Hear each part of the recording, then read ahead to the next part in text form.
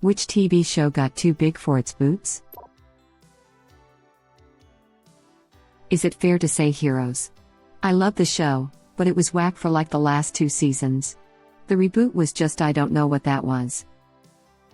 Save the cheerleader, save the world. Okay, we did that, now what?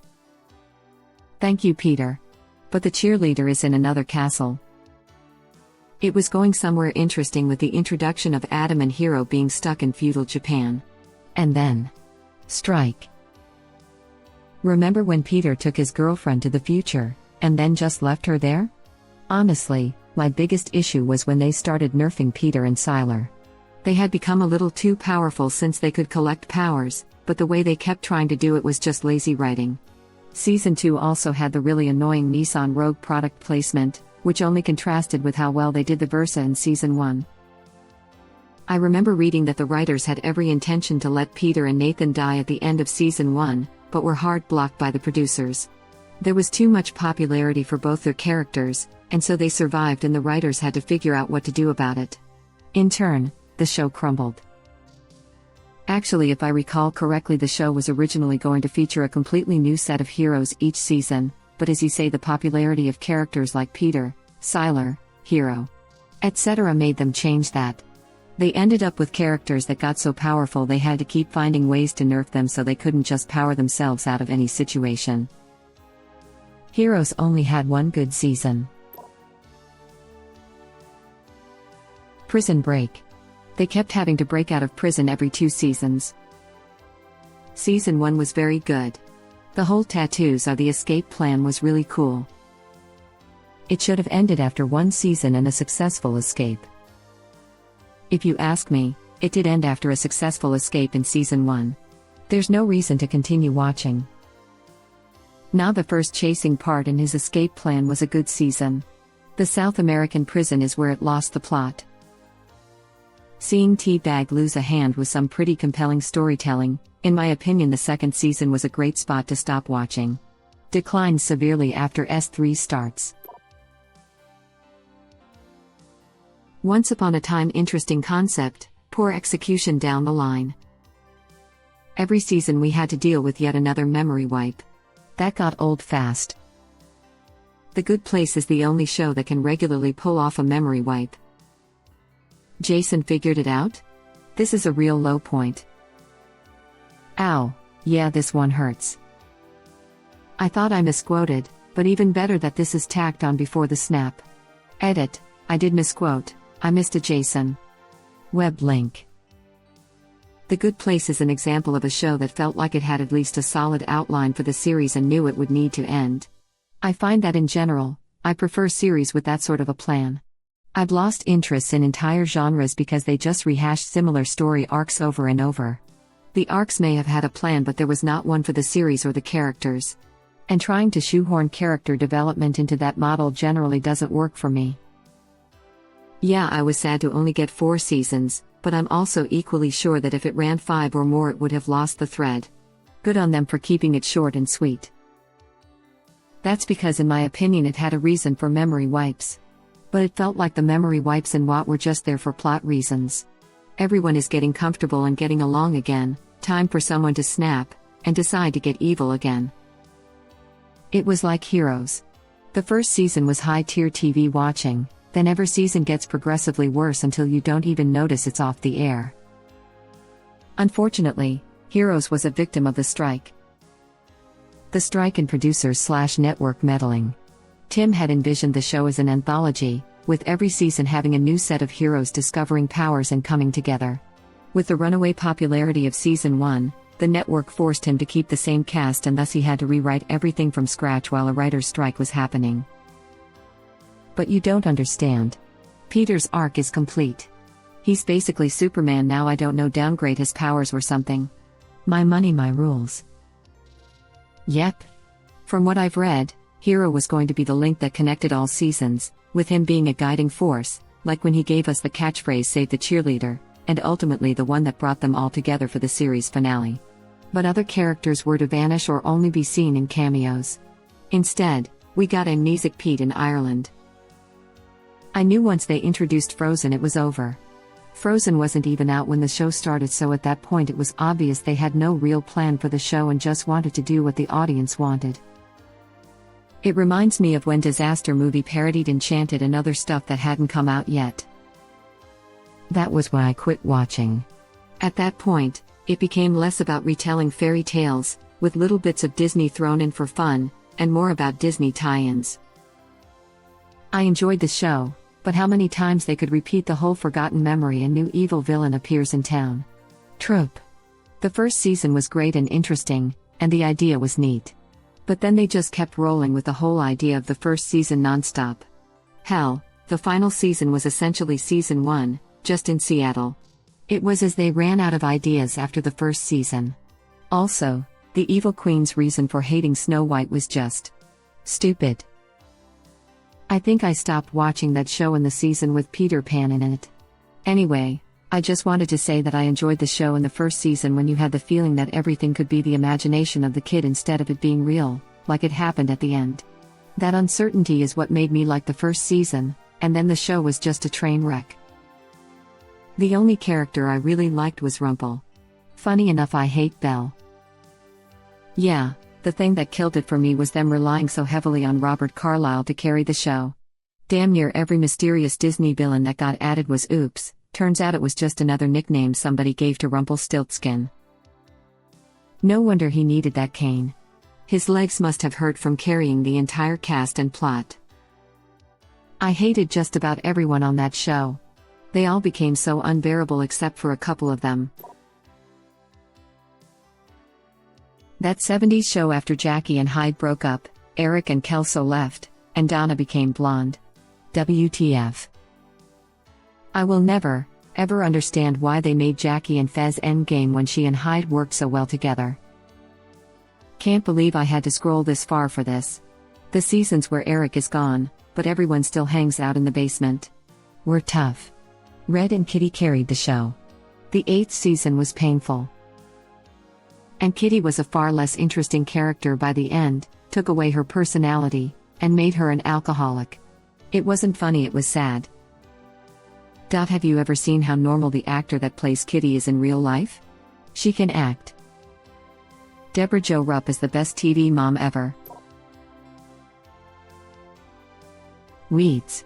Once she left the burbs, the whole premise was lost and crap went off the rails. I didn't mind when they were in Ren March once they were on the road, it just became a joke.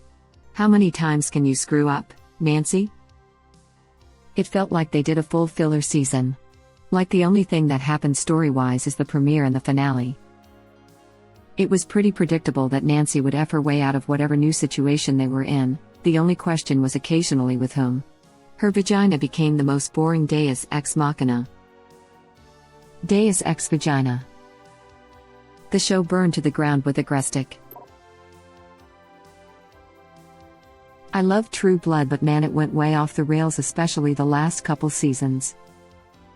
They crammed so much crap into that show. I'm still amazed Batman didn't make a cameo.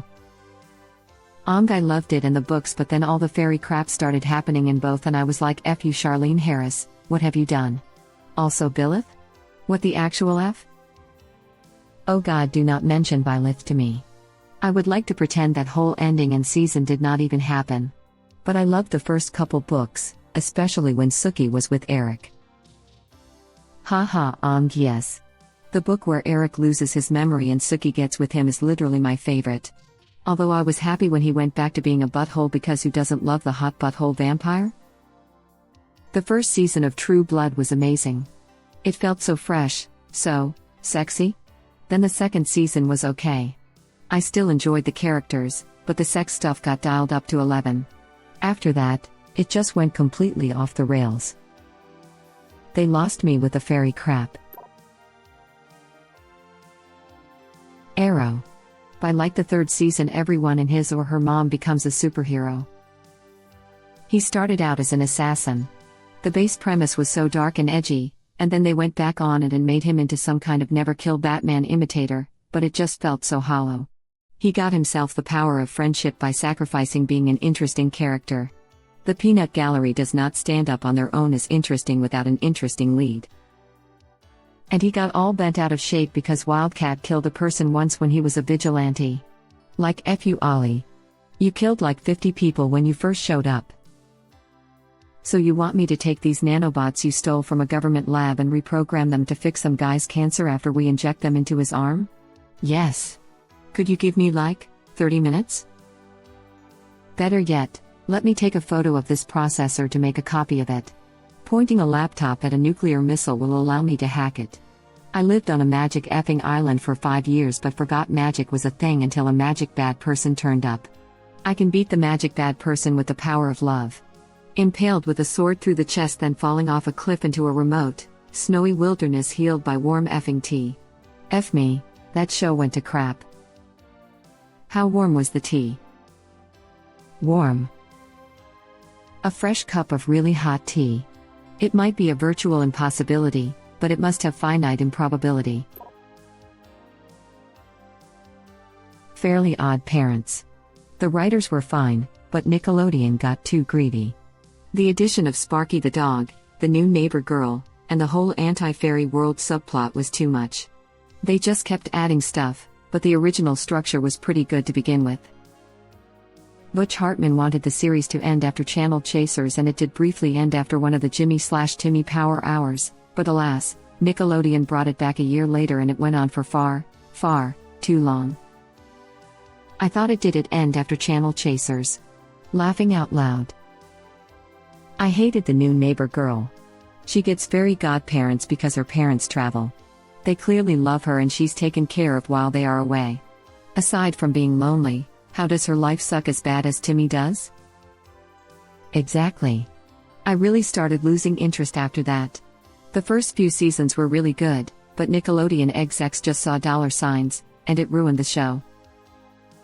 You know, say what you will about Timmy's parents, but they really do love him a lot. Their love for him was strong enough to break fairy magic. They are a bit selfish and aren't necessarily the most intelligent people in the world, but I do agree with you. And Timmy's dad only hates one man. Dinkelberg. Thankfully, I stopped watching the show before any of that happened. I always hated the baby character. Crap got bad and tiring real fast after that. Oh. I liked the anti-fairies. They were a nice thing to see once in a blue moon. When I was a kid, I loved the anti-fairies episodes.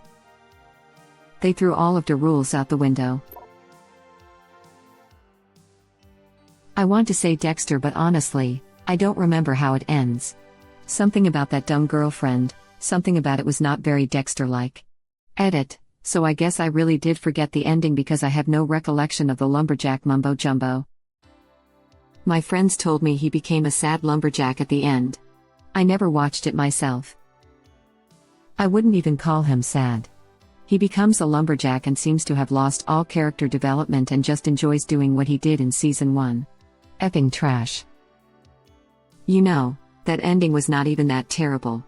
It was bound to happen that someone close to decide, Ed. Dexter, would die for his secret. The problem with the last season is that we knew it was the last, yet we still had to watch all the other cops do random things, and they brought back his ex for no good reason, which also required an FBI agent who looked like a Point Break reject. I wanted to see either a normal season or a balls to the wall, all-out search for Dexter after finding out his secret while he's trying to kill some elusive criminal. What we got was forgettable. Hard to beat John Lithgow as the Trinity Killer, I guess. I hated his sister being suddenly sexually interested in him. That was so weird. He wades into a hurricane holding his dead sister, then appears to have survived, and has a new life as a lumberjack. It was really bad. Waves hand. There are only 4 seasons of Dexter. It's getting another season. Definitely to fix the mistakes it left in the final season. I'm stoked. Horrible finale, but a chance to fix it all again. If I don't get to see Dexter's friends react to discovering he's the Bay Harbor Butcher, it hasn't fixed anything from its final season. I think I can safely say seeing his closest friends' reaction was the one thing everyone wanted. I'll watch it, of course, but I expect a train wreck. Game of Thrones. It arguably crashed under the weight of its numerous plot lines, poor direction, and self-imposed time restraints. HBO would have thrown them all the money they needed to make as many seasons as they needed and the story deserved, and showrunners said no. HBO would have thrown them all the money they needed to make as many seasons as they needed and the story deserved, and showrunners said no. It still bothers me how HBO couldn't just replace D&D as the showrunners, especially if they were growing tired of the series or were too nervous to continue writing the show because they were simply running out of source material to keep giving it the quality of S1 S4. Even though S5 S7 also had its issues, I don't think fans fully touched back on them until S8 made the show a complete disaster. I really wanted this show to be one that I could always go back and watch numerous times, as I always do with Breaking Bad, but it really let me down. Unfortunately, HBO don't own the rights to Game of Thrones. D&D bought the exclusive rights to Game of Thrones from Martin, so there will never be another Game of Thrones adaptation without their say-so. You are pretty much bang on the money, but I wanted to add that HBO, at the time, also wanted to preserve their relationship with D&D. Before D&D got exposed as hacks with Season 8 and their Star Wars deal falling through, HBO's president Casey Bloys said he knew it wasn't an ideal way to end the series, but figured with 7 acclaimed seasons, well, less acclaimed as they went on past 5, that D&D could have pulled off a good conclusion, if not a wholly satisfying one. And that once they get their Star Wars taste out of the way, their relationship with HBO would be completely intact and maybe they'd get many more years of other acclaimed content. Web link. I agree. Especially with how much money GOT made HBO. They could have sent out ravens to all the top writers/directors and been like, here's a boat full of gold, finish it better than this and it's yours. I agree. Especially with how much money GOT made HBO. They could have sent out ravens to all the top writers/directors and been like, here's a boat full of gold, finish it better than this and it's yours. It kind of bums me out because I had been meaning to watch it for a long time, but after hearing the unanimous hatred from its own fans, I have lost all interest. It's just a shame. It went from must-see TV to pretty good TV to I suppose I better finish this show within 2 seasons. It's not often a show I like put such a bad taste in my mouth that I just do not have any desire to watch it again. I know rewatching it will draw me into the characters again, only to realize how all of their arcs were just crap on in the last 2 seasons to just wrap up the show. The first half of GOT is some of my favorite TV of all time. The directors were good at adapting Martin's written word with a little direction. Unfortunately, their own written word had no direction. Thank you for watching.